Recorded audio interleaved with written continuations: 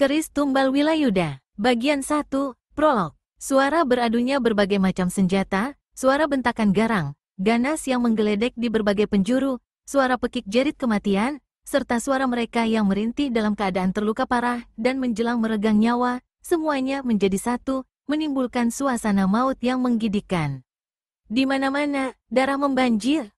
Di mana-mana, bertebaran sosok-sosok tubuh tanpa nyawa. Bau anyir darah memegapkan napas, menggerindingkan bulu roma. Pertempuran itu berjalan terus, korban semakin banyak yang bergelimpangan, mati dalam cara berbagai rupa. Ada yang terbabat putus batang lehernya. Ada yang robek besar perutnya, sampai ususnya menjela-jela. Kepala yang hampir terbelah, kepala yang pecah, dada yang tertancap tombak. Kutungan-kutungan tangan serta kaki. Di dalam istana, keadaan lebih mengerikan lagi. Mereka yang masih setia dan berjuang mempertahankan tahta kerajaan, yang tak mau menyerah kepada kaum pemberontak, meski jumlah mereka semakin sedikit, terpaksa menemui kematian, gugur dimakan senjata lawan. Istana yang pagi tadi masih diliputi suasana ketenangan dan keindahan, kini tak beda seperti suasana dalam neraka. Mayat dan darah kelihatan di mana-mana. Pekik jerit kematian tiada kunjung henti. Perabotan istana yang serba mewah porak-poranda.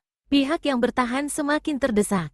Agaknya, dalam waktu sebentar lagi, mereka akan tersapu rata dengan lantai yang dulu licin berkilat, tapi kini dibanjiri oleh darah. Wirasido Lepen dan Braja Paksi, menyerahlah, teriak seorang laki-laki berbadan kekar dan berkumis melintang. Seperti kedua orang yang dibentaknya, dia pun mengenakan pakaian perwira kerajaan. Braja Paksi, kepala bala tentara Banten, menggerang dan balas membentak. Bangsat pemberontak! Meski nyawaku lepas dari tubuh, terhadapmu aku tak akan menyerah. Parit Wulung, laki-laki yang berkumis melintang itu, tertawa tergelak. Sebelumnya, dia adalah perwira pembantu atau wakil kepala bala tentara Banten. Tapi yang hari itu telah tersesat dan memberontak terhadap kerajaan. Mengingat hubungan kita sebagai ipar, aku masih mau tawarkan keselamatan buat roh busukmu. Tapi, jika kau sendiri yang kehendaki kematian, jangan menyesal. Parit Wulung menerjang ke muka. Pedangnya menyambar, mengirimkan satu serangan yang cepat dan dahsyat. Tapi, dengan sebat, Braja Paksi menangkis dengan pedangnya pula. Terang, bunga api berkilauan. Tangan Parit Wulung tergetar hebat. Dia mundur selangkah, namun lawan menyusuli dengan dua rangkai serangan berantai, yang membuat gembong pemberontak ini terdesak ke tiang besar di ujung kanan. Sebagai kepala bala tentara Banten, maka ilmu silat dan kesaktian Braja Paksi lebih tinggi dari wakilnya yang memberontak itu. Bagaimanapun cepat dan sebatnya Parit Wulung memutar pedang, tetap saja dia tak bisa keluar dari serangan-serangan lawan, apalagi ketika dengan kalap Braja Paksi sertai serangan-serangan pedangnya dengan pukulan-pukulan tangan kosong. Namun, itu tak berjalan lama. Seorang berbadan kate, berselempang kain putih, yang kulit mukanya sangat hitam dan berkilat serta berambut awut-awutan, berkelebat ke muka. Tampangnya seperti singa. Parit Wulung, biar aku yang bereskan bangsat ini. Melihat siapa yang berkata itu, maka Parit Wulung, dengan tidak menunggu lebih lama, segera keluar dari kalangan pertempuran. Resi Singo Ireng, memang dia pantas sekali untuk jadi korbanmu. Cepat, rampaslah nyawanya. Manusia muka hitam berbadan kate yang bernama Resi Singo Ireng tertawa buruk. Tangan kanannya dihantamkan ke muka. Secarik sinar putih melesat ke arah kepala bala tentara Banten. Braja Paksi melompat 3 tombak ke atas. Bergundal pemberontak, makinya, nyawamu di ujung pedangku. Braja Paksi menukik ke bawah. Pedangnya berkelebat cepat sekali. Brit, robeklah pakaian putih Singo Ireng. Maka marahlah resi ini. Manusia hina dina, kalau kau punya Tuhan, berteriaklah menyebut nama Tuhanmu. Ajalmu hanya sampai di sini. Tangan kiri Singo Ireng terangkat tinggi-tinggi ke atas dan kini berwarna hitam legam. Braja Paksi, awas! Itu pukulan wesi item, terdengar teriakan seseorang yang tengah bertempur dengan segala kehebatannya dekat pintu besar yang menuju ke ruang tengah istana. Umurnya sudah agak lanjut, namun gerakannya benar-benar tangguh dan enteng, gesit, mengagumkan. Dia adalah Wirasido Lepen, patih kerajaan Banten. Terkejutlah Braja Paksi mendengar teriakan peringatan itu. Seluruh tenaga dalam segera dikerahkan. Pada saat tangan kiri Resi Singo Ireng turun cepat ke bawah, maka sinar hitam menyambar ke muka. Dan di saat itu pula, Braja Paksi melompat ke samping, memutar pedang dan menghantamkan tangan kiri ke depan. Namun, meskipun berilmu tinggi, untuk saat itu Braja Paksi masih belum sanggup menerima pukulan WC item lawan. Tubuhnya mencelat kena disambar sinar hitam, terlempar ke dinding istana, lalu terhampar di lantai penuh darah, tanpa bisa berkutik lagi. Sekujur pakaian dan tubuhnya hangus hitam. Resi Singo Ireng tertawa senang, menjijikkan untuk dipandang. Melihat kematian Braja Paksi, maka kalaplah Patih Wirasidolepen. Sekali dia menerjang, 3 prajurit pemberontak yang menyerangnya berpelantingan dengan tubuh patah-patah. Sebagai patih kerajaan, tingkat kepandaian Wirasidolepen memang sudah sempurna, dan hampir setingkat dengan Singo Ireng. Gesit sekali, maka tubuhnya sudah berada di hadapan resi itu. Hahaha, kau juga mau antarkan nyawa, Wirasidolepen? Tak perlu banyak mulut, terima ini, hardik sang patih. Pedangnya bergulung dengan sebat. Putaran pedang mengeluarkan angin bersiuran yang melanda tubuh resi Singo Ireng. Terkejutlah resi ini, cepat-cepat dia gerakkan badan berkelit. Tahu bahwa tingkat kepandaian lawan tidak berada di bawahnya, maka pagi-pagi Singo Ireng segera keluarkan pukulan Wesi Ireng-nya. Melihat lawan keluarkan ilmu yang ampuh itu, Wirasidolepen segera pindahkan pedang ke tangan kiri. Mulutnya komat kamit dan jari tangannya mendadak sontak berubah menjadi putih berkilau. Inilah ilmu pukulan, mutiara penabur nyawa. Parit Wulung, yang tahu kehebatan ilmu pukulan ini, segera pergunakan ilmu menyusupkan suara memberi peringatan pada Singo Ireng. Awas, itu pukulan mutiara penabur nyawa, resi Singo Ireng. Mendengar ini, maka sang resi melipat gandakan tenaga dalamnya. 2 bentakan nyaring sama-sama terdengar menggeledek dari mulut Singo Ireng dan Wirasidolepen. Sinar hitam dan sinar putih berkilat saling papas. Tubuh patih itu terlempar keras ke tiang istana. Sampai di lantai, tubuhnya berkelojotan seketika, lalu diam tak bergerak, tanda nyawanya sudah lepas meninggalkan tubuh. Sambil gosok-gosok tangan kirinya, Singo Ireng memutar kepala ke pintu di sampingnya. Di situ, melangkah ke arahnya seorang berselempang kain biru. Mukanya coreng-moreng berbelang 3, yaitu hitam, kuning, dan merah. Rambutnya tersisir licin-licin ke belakang. Inilah dia Resi Macan Seta, kakak kandung Resi Singo Ireng. Kalau Singo Ireng memiliki tampang seperti singa, maka kakaknya, sesuai dengan namanya, memiliki tampang persis seperti macan. Kau tak bakal kuat menerima pukulan mutiara penabur nyawa itu, Singo Ireng, sekalipun kau pergunakan ilmu Wesi item. Sekurang-kurangnya kau akan terluka di dalam. Singo Ireng tertawa buruk. Dia tak berkata apa-apa, karena maklum bahwa ucapan kakaknya itu adalah betul. Dan, diam-diam dia bersyukur karena Macan Seta telah menolongnya dengan pukulan sinar surya tenggelam tadi. Jilid 1. Pada abad ke-15, Kerajaan Demak diperintah oleh Baginda Sultan Trenggono. Di bawah Sultan Trenggono, maka Demak mencapai puncak kejayaannya. Di masa itu pula, adik perempuan Trenggono kawin dengan Fathahilah. Untuk meluaskan daerah perdagangan serta kekuasaan Demak, maka Trenggono merasa perlu untuk menduduki Banten. Maka, pada tahun 1527, di bawah pimpinan Fathahilah, menyerbulah bala tentara Demak. Banten jatuh, pelabuhan Sunda Kelapa diduduki, dan sebagai wakil Demak, memerintahlah Fathahilah di Banten. Sebenarnya, kurang tepat kalau dikatakan bahwa Fathahilah bertindak sebagai wakil Trenggono atau wakil kerajaan Demak, karena luas lingkup kekuasaan serta pengaruh Fathahilah tak ubahnya seperti raja. Di samping itu, terlepas dari Demak, Fathahilah membentuk bala tentara tersendiri. Nama Fathahilah menjadi besar dan dihormati. Namun demikian, kesetiaannya terhadap kerajaan induk, yaitu Demak, tetap seperti sedia kala. Sultan Hasanuddin dalam menjalankan roda pemerintahan kerajaan Banten dibantu oleh penasihat utama, seorang tua bijaksana bernama Mangkubumi Mitra serta Patih Wirasidolepen. Di samping itu, bantuan kepala bala tentara Banten yang bernama Braja Paksi patut pula disebutkan, karena segala sesuatu yang bersangkutan dengan keamanan dan keselamatan kerajaan terletak pada tanggung jawabnya sepenuhnya. Apalagi mengingat pada masa itu seringkali terjadi bentrokan-bentrokan dengan pihak Pajajaran. Braja Paksi tadinya adalah seorang prajurit biasa di kerajaan Demak.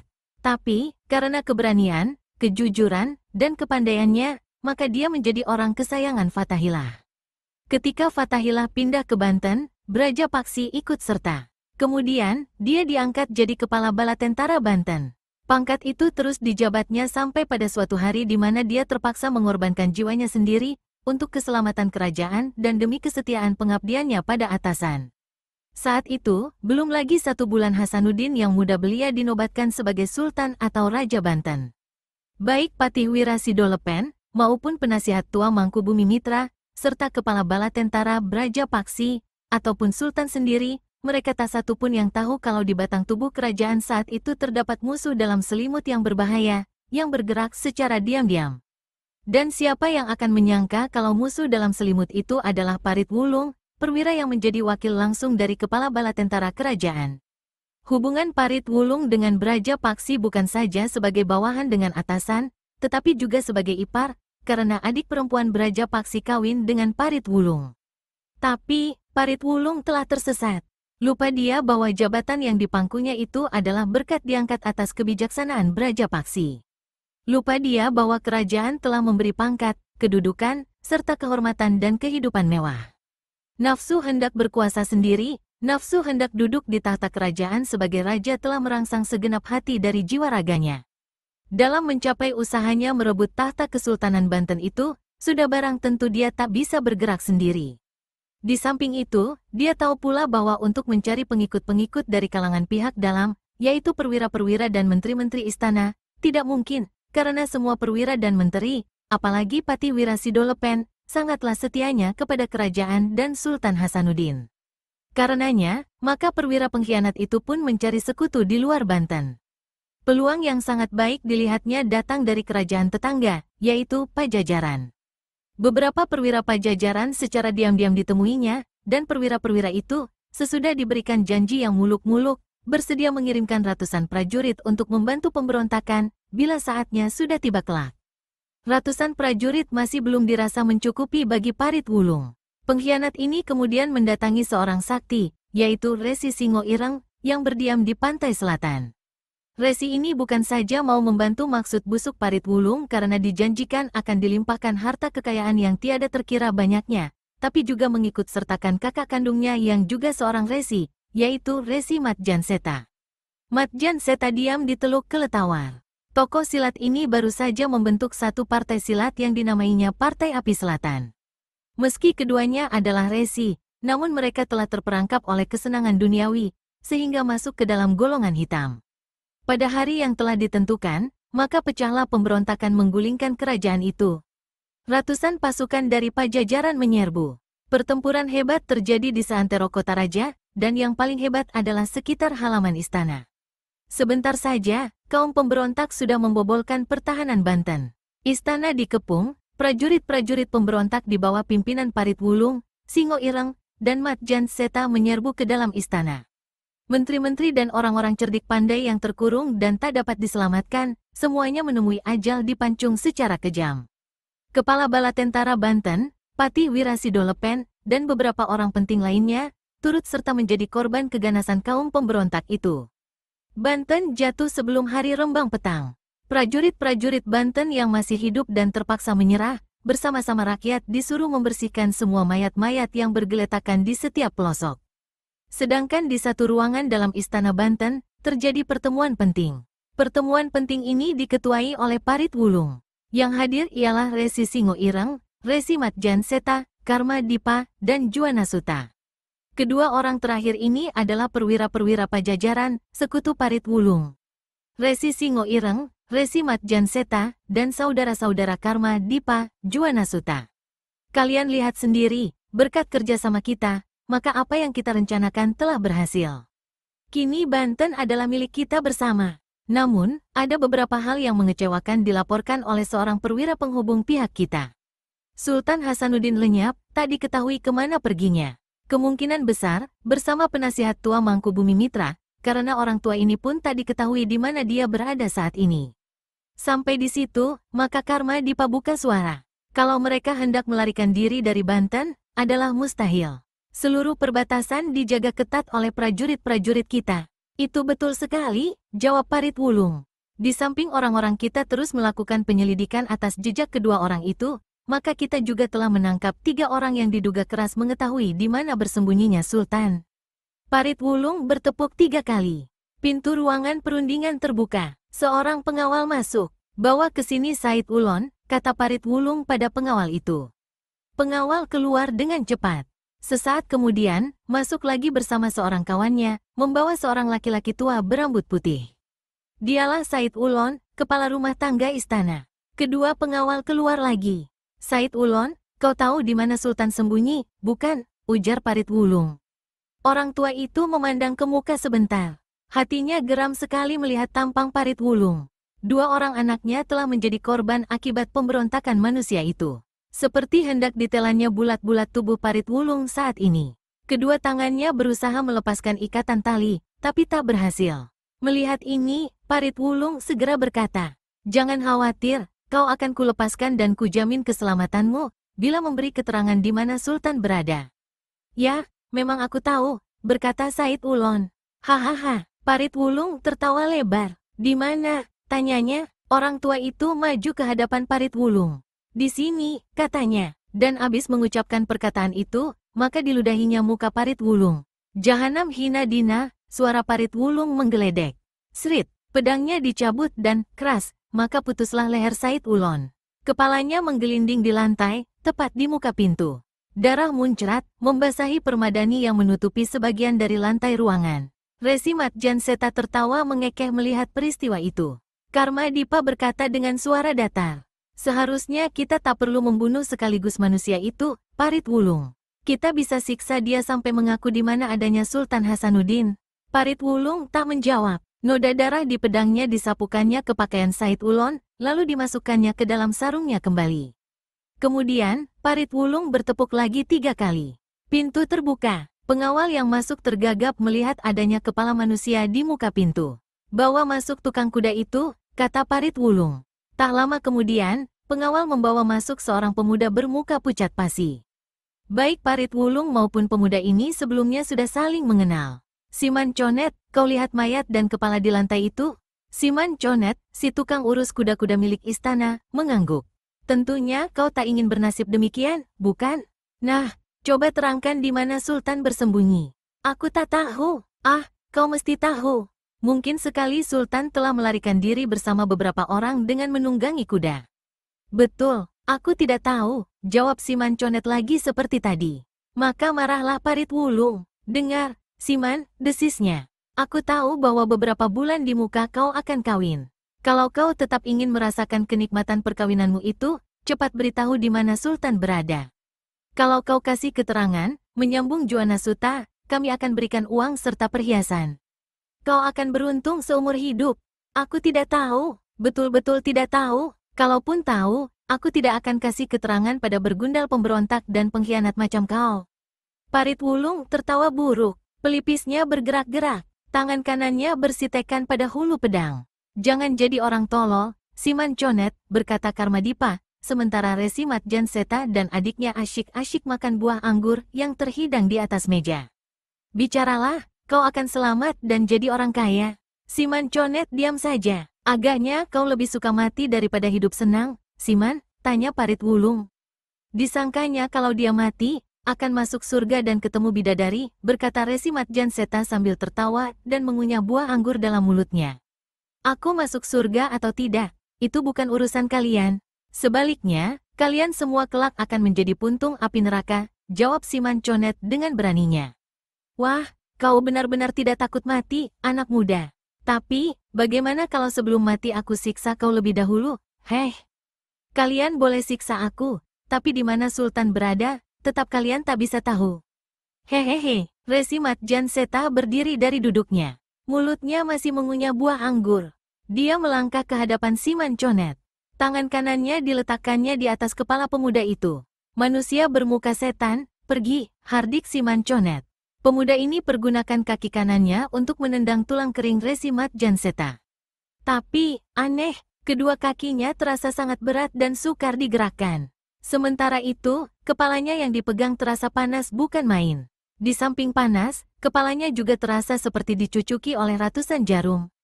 Dari kepala, rasa sakit menjalar ke sekujur tubuh si pemuda. Pemuda ini merintih kesakitan. Bila rasa sakit tak tertahankan lagi, maka mulailah dia menjerit-jerit setinggi langit. Betapa mengerikan suara jeritan itu terdengarnya. Peluh dingin membasahi seluruh tubuh Siman Conet. "Masih belum mau bicara?" bentak Parit Wulung. "Pengkhianat terkutuk, Pembalasan akan datang untuk kalian semua. Bikin mampus dia, Resi Matjanseta, perintah Parit Wulung.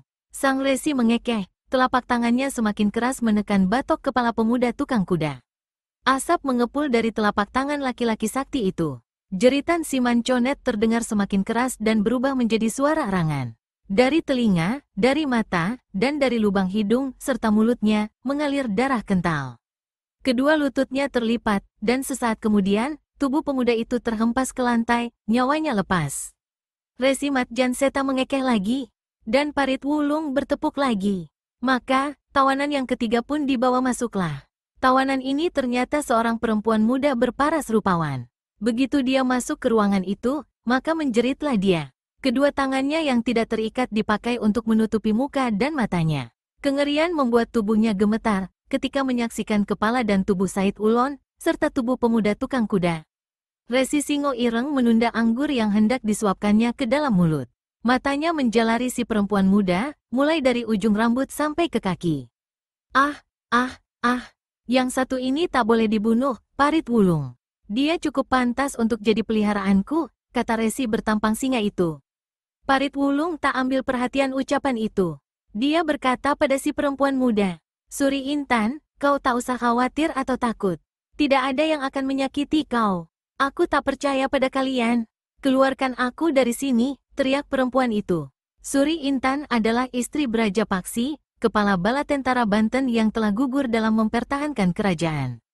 Karena adik Braja Paksi kawin dengan si pemberontak Parit Wulung, maka dengan sendirinya, antara Parit Wulung dengan Suri Intan terdapat hubungan keluarga yang dekat. Parit Wulung coba tersenyum mendengar ucapan perempuan itu. Suri, apakah kau tahu di mana Sultan Hasanuddin bersembunyi? Juga penasihat tua Mangkubumi Mitra? Si perempuan tiada peduli dengan pertanyaan itu. Keluarkan aku dari sini, teriaknya. Dewiku manis, kata Singo Ireng mengetengahi. Kau akan keluar dari sini, aku yang akan bawa kau, dan kita berdua akan senang-senang di tempatku di pantai utara. Tapi, apa salahnya sebelum pergi, kau suka kasih penuturan apa yang kau ketahui mengenai Sultan? Aku tidak tahu apa-apa mengenai Sultan. Yang aku tahu ialah bahwa kalian semua manusia-manusia pengkhianat terkutuk. Balasan Tuhan akan datang kelak atas diri kalian. Bicaramu hebat sekali, manisku, kata Singo Ireng. Dia berdiri dari kursinya. Sambil melangkah mendekati Suri Intan, dia meneruskan. Aku suka pada perempuan-perempuan yang pandai bicara. Dia berdiri 2 langkah di hadapan Suri Intan. Bola matanya berkilat-kilat memandangi perempuan berparas rupawan itu, lalu dia berpaling pada Parit Wulung. Aku yakin betul, katanya pada Parit Wulung, perempuan ini pasti tidak dusta dengan keterangannya. Dia tak tahu apa-apa tentang Sultan. Parit Wulung, biar aku minta diri saja siang-siang untuk membawa dia ke kamar sebelah, hehehe. Singo Ireng, jangan ribut soal lampiaskan nafsu saja. Kita harus cari dulu Sultan Hasanuddin sampai dapat. Yang bicara ini adalah Matjanseta, kakak Singo Ireng. Ladalah, menyahuti Singo Ireng. Itu urusan kalian. Aku sudah letih, tubuhku pegal-pegal. Perempuan ini pasti lihai sekali memijit. Bukankah begitu, Dewiku? Dan Singo Ireng mencubit dagu Suri Intan. Tua bangka hidung belang, maki Suri Intan. Tangannya bergerak hendak mencakar muka Singo Ireng. Tapi, sekali cekal saja, maka perempuan itu sudah tak bisa berdaya lagi. Lepaskan aku, lepaskan. Suri Intan meronta sekuat tenaga. Entah cekalan Singo Ireng yang kemudian agak kurang ketat, entah karena rontakan Suri Intan yang memang sangat keras, maka perempuan itu berhasil melepaskan diri dari cekalan Singo Ireng. Kemudian, secepat kilat, dia lari ke pintu. Tapi, nyatanya pintu dikunci dari luar oleh pengawal. Dalam bingung dan ketakutan, sementara itu Suri melihat Singo Ireng mendatanginya dengan menyeringai dan bola mata berkilat-kilat, sedang hidung kembang kempis. Singo Ireng, biarkan dulu perempuan itu, bentak Matjanseta. Sudah diam sajalah, Seta, menggerendang Singo Ireng. Sekarang kau terlalu banyak ribut, nanti kalau aku lagi asyik, kau dobrak pintu kamar dan minta diberi bagian. Puh, Singo Ireng maju ke muka dan ulurkan tangan. Jangan jamah aku, teriak Suri Intan. Dia lari seputar ruangan, dan Singo Ireng mengejarnya. Mengejar dengan tertawa terkekeh-kekeh. Manisku, kenapa mesti main kucing-kucingan? Tampangku memang buruk, tapi nantilah, kalau kau sudah rasakan bagaimana pandainya aku di atas tempat tidur, kau akan ketagihan. Hahaha. Suri Intan semakin kepepet ke sudut ruangan. Tiba-tiba, terjadilah hal yang tidak diduga oleh Singo Ireng dan siapapun yang ada di ruangan itu. Suri Intan melompat ke samping, membenturkan kepalanya ke dinding ruangan. Semua orang yang ada di ruangan itu sudah biasa dengan segala macam pemandangan maut, sudah biasa melihat kematian manusia. Tapi, mendengar suara beradunya kepala perempuan itu dengan dinding yang keras, menyaksikan bagaimana kemudian Suri Intan terkapar di lantai dengan kepala rengkah berlumuran darah, semuanya sama menjadi merinding bulu tengkuknya. Suasana di ruangan itu seperti di pekuburan sunyinya. Kesunyian itu kemudian dipecahkan oleh suara Mat Janseta. Aku bilang apa, Singo Ireng? Kau lihat sendiri sekarang. Apa kau masih bernafsu terhadap perempuan itu? Singo Ireng tak menjawab. Diputarnya badannya. Dia duduk kembali ke tempatnya.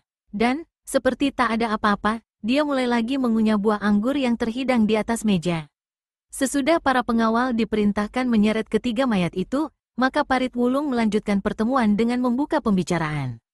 Kurasa mengenai Sultan tak perlu kita bicarakan panjang lebar. Cepat atau lambat, orang-orang kita akan segera menangkapnya. Tapi, apa yang menjadi pikiranku ialah lenyapnya keris pusaka kerajaan, Tumbal, yang menjadi sahnya kedudukanku sebagai seorang raja, nanti. Keris itu pasti dibawa kabur oleh Sultan Hasanuddin, kata Resi Mat Janseta pula. Mungkin, tapi mungkin pula dicuri atau dilarikan oleh seorang lain. Singo Ireng mengetengahi. Tanpa keris Tumbal Wilayuda itu pun tak akan seorang yang bisa menolak penobatanmu sebagai Raja Banten, Parit Wulung. Kecuali kalau mereka mau terima nasib digerogoti cacing di liang kubur. Soal itu aku tak khawatir. Tapi, dalam hal ini kita berhadapan dengan rakyat. Rakyat hanya akan mengakui aku sebagai raja, bila keris Tumbal Wilayuda ada di tanganku. Kenapa ambil pusing dengan rakyat, tukas Singo Ireng? Mereka mau terima atau tidak, mereka mau mampus sekalipun, kita tak perlu ambil peduli.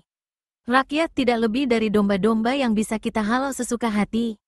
Tapi, di samping itu, keris Tumbal Wilayuda adalah satu senjata sakti dan keramat, ujar Parit Wulung. Sakti, aku percaya. Tapi kalau dikatakan keramat, itu adalah takhayul, menyahut Singo Ireng. Parit Wulung tak berkata apa-apa, namun dalam hati dia merasa tidak senang. Maka, berkatalah dia, aku minta pada kalian, terutama Resi Mat Janseta dan Singo Ireng, untuk mencari Sultan dan menemukan keris Tumbal Wilayuda itu sampai dapat. Singo Ireng mengunyah anggurnya lambat-lambat, lalu berkata, ini tak termasuk dalam hitungan kita, Parit Wulung. Tempo hari, kau hanya minta aku dan kakakku membantu pemberontakan sampai terlaksana. Kini Banten sudah jatuh dan berada di tanganmu. Perjanjian kita beres, dan kami sudah saatnya menerima balas jasa. Mengenai soal balas jasa, Resi berdua tak usah cemas. Kalian berdua boleh membawa segala harta kekayaan apa saja dari Banten ini, sebanyak yang kalian bisa bawa.